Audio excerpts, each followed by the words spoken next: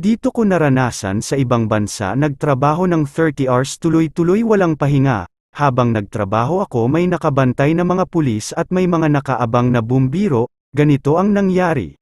Yung kwarto na lalagyan ng pera, nasira ang susian hindi mabuksan, tinawag nila dito na vault room, yun ang isa sa pinakamahirap na naranasan ko dito.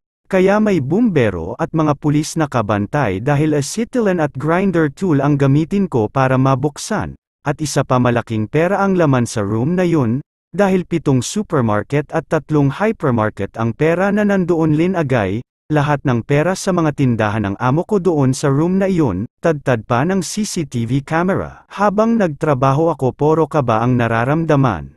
Dahil ang sahig sa loob linagyan ng carpet, isip ko baka masunog.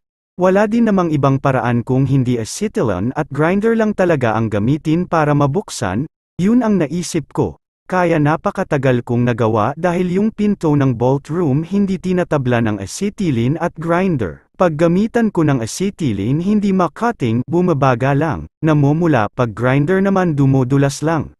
Kaya ang ginawa ko kumuha ko ng sinsil pinagtiyagaan ko butasin ang dingding, yung nabutas ko na at nakapasok na ako.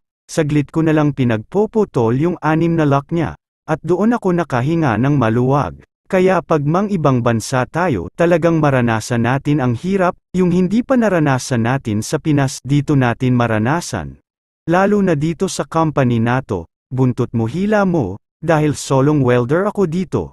Miran mang makasama pero helper lang, sa awa ng Panginoon lahat na pagsubok na lampasan ko. Manalig lang sa Panginoon at tiwala sa sarili, laban lang sa hirap ng buhay bawal sumuko, pag mapagod at mahirapan sa trabaho pa'y di mamahinga, wag lang sumuko, sa totoo lang nasa 30 supermarket branch na ito ngayon, kung hindi ako nagkamali ng pagbilang, nag-iisa pa rin ako na welder dito, kaya kung trabaho lang pag-usapan. Super dami tiis-tiis lang, kaya din naman, kahit sa pagkain minsan wala nang time, ganyan pag mang ibang bansa.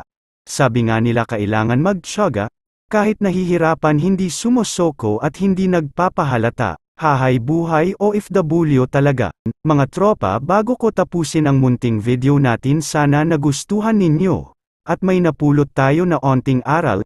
Mga tropa maghingi ako sa inyo ng kaonting pabor sa pameraan ng pagpindot ng subscribe button at notification bell. Maraming salamat sa inyong lahat. Mabuhay at bye-bye.